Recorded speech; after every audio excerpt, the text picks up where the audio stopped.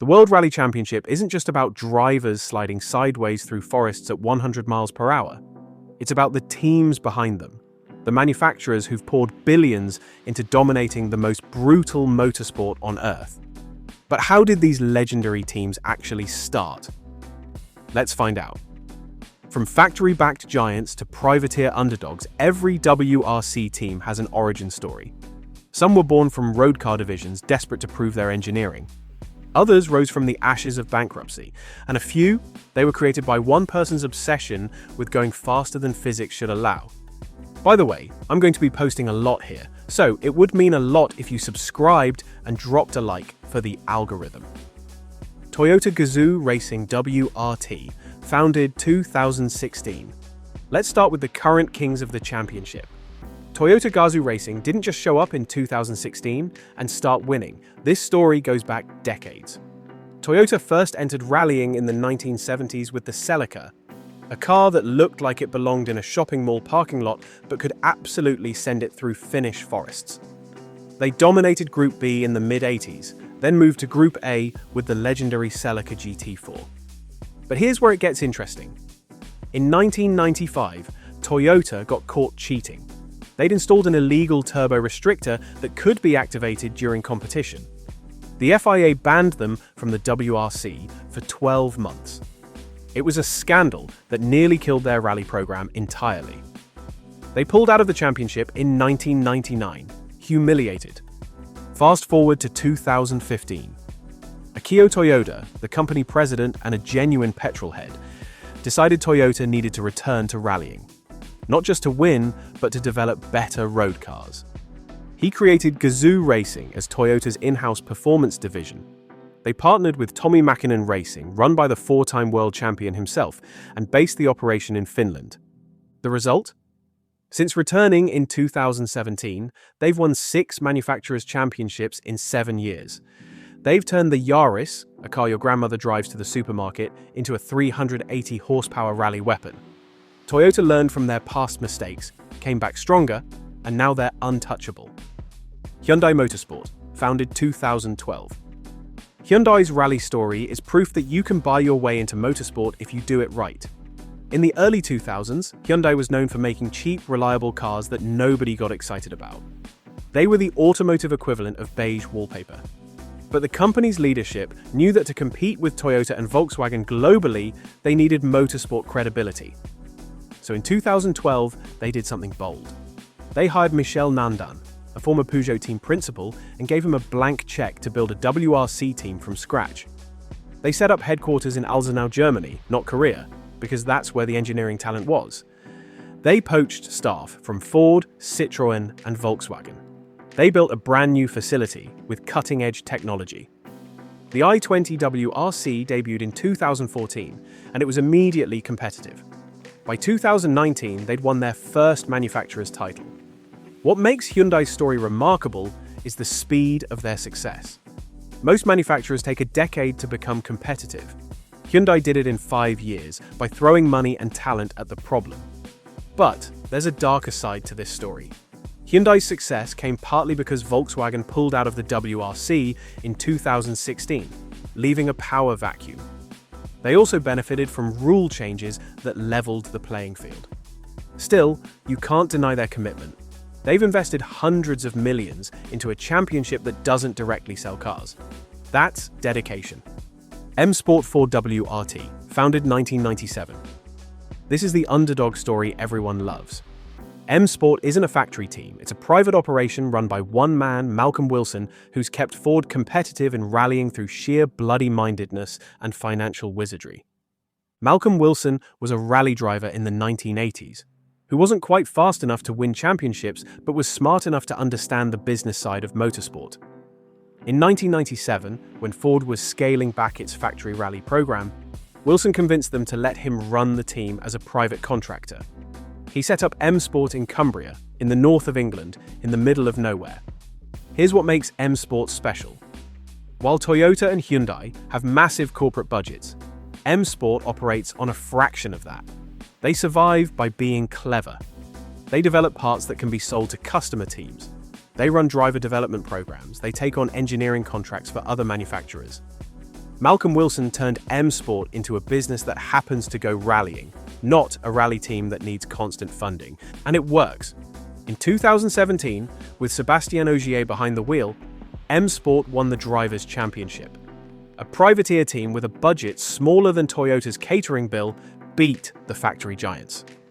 It's the greatest underdog story in modern motorsport, but the cracks are showing. Since 2018, M Sport has struggled to keep up with the development pace of the factory teams. They've lost drivers to bigger budgets. They've had to make do with older technology. The question now is whether Malcolm Wilson can keep the dream alive, or if M Sport will fade into history as the last privateer team to win a world championship. Citroën Total WRT, founded 1999, withdrew 2019. Citroën's rally history is a masterclass in French engineering brilliance and corporate chaos. They first entered rallying in the 1950s, but their modern era began in 1999 when they returned to the WRC with the Exara. The early 2000s belonged to Citroën. Sébastien Loeb and Daniel Elena won 9 consecutive Drivers' Championships from 2004 to 2012. 9. That's a record that will probably never be broken. The Exara WRC, then the C4 WRC, then the DS3 WRC were engineering marvels. Citroën's suspension technology was so advanced that other teams accused them of having illegal systems. They didn't. They were just better. But here's where the French love of bureaucracy killed them. Citroën is owned by PSA Group, which also owns Peugeot. Corporate politics meant that funding for the rally team was constantly under threat. In 2015, they pulled out of the WRC entirely, then came back in 2017 with the C3 WRC. But the car was never competitive. They'd lost their technical edge. In 2019, PSA pulled the plug for good. Citroën, the most successful manufacturer in WRC history, with 102 wins and 8 manufacturers' titles, just walked away. The reason? Money. PSA was merging with Fiat Chrysler and decided rallying didn't fit the business plan. It was a corporate decision that ignored decades of heritage and success. The lesson here is brutal. In modern motorsport, it doesn't matter how good you are. If the accountants don't see the value, you're done. Volkswagen Motorsport, founded 2011, withdrew 2016. Volkswagen's WRC story is short, dominant, and ended in scandal. In 2011, VW decided to enter the WRC with one goal: total domination. They hired the best engineers, the best drivers, and threw unlimited money at the program. The Polo R WRC debuted in 2013. What followed was 4 years of absolute destruction. Sébastien Ogier won 4 consecutive Drivers' Championships. Volkswagen won 4 consecutive manufacturers' titles. They won 43 out of 52 rallies. It wasn't competition. It was a demonstration of what happens when German engineering and German money meet French driving talent. But in 2015, the Dieselgate scandal broke. Volkswagen had been cheating on emissions tests for millions of diesel cars worldwide. The company faced billions in fines and a PR disaster. In 2016, they announced they were pulling out of the WRC immediately. Not at the end of the season. Immediately. The team was disbanded. The Polo R WRC, one of the most successful rally cars ever built, was retired after just 4 seasons. Volkswagen's exit left a hole in the championship that took years to fill. It also proved that in modern motorsport, your success on the track means nothing if your road car division is caught breaking the law. Subaru World Rally Team, founded 1980, withdrew 2008. Subaru's rally story is the story of the Impreza. In the 1990s and early 2000s, if you saw a blue and gold car with a massive rear wing sliding through a forest, you knew it was a Subaru. They made rallying cool. Subaru entered the WRC in 1980 with the Leon, a car that was slow but reliable. But in 1990, they introduced the Legacy, and suddenly they were competitive. Then in 1993, they launched the Impreza, and everything changed. Colin McRae won the Drivers' Championship in 1995. Richard Burns won in 2001. Petter Solberg won in 2003. The Impreza became a legend. But here's the thing. Subaru never made money from rallying. They sold cars because of rallying, but the program itself was a financial black hole. In 2008, during the global financial crisis, Subaru pulled out of the WRC. They said it was temporary. It's been 16 years. They're not coming back. The legacy of Subaru in rallying is complicated. They created one of the most iconic rally cars ever. They made rallying mainstream in markets like the UK and Australia. But they also proved that even success doesn't guarantee survival. If the business case doesn't work, the program ends. Mitsubishi Motors, founded 1973, withdrew 2005. Mitsubishi's rally history is older and more successful than most people realize. They entered the WRC in 1973 and spent the next 3 decades proving that Japanese engineering could dominate European motorsport. The Lancer evolution is a legend. Tommi Mäkinen won 4 consecutive Drivers' Championships from 1996 to 1999. The Evo became a cult car, a four-door sedan that could embarrass supercars on a back road. Mitsubishi's success in rallying directly translated to road car sales. Every teenager in the late 90s wanted an Evo. But in 2005, Mitsubishi pulled out of the WRC. The reason? The company was in financial trouble. They'd overstretched in other markets, and rallying was an easy cost to cut.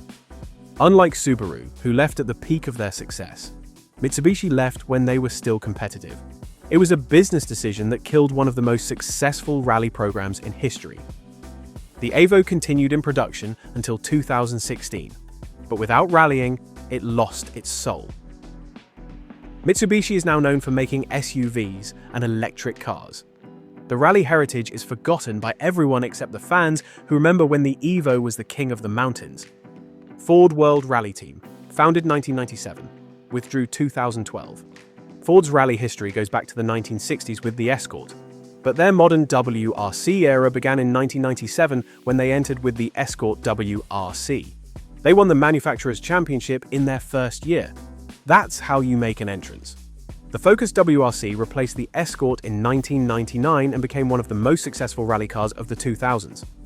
Colin McRae, Carlos Sainz, Marco Mertin, and Marcus Grönholm all drove for Ford. They won 2 manufacturers' titles and came agonizingly close to several drivers' championships. But in 2012, Ford pulled out of the WRC as a factory team.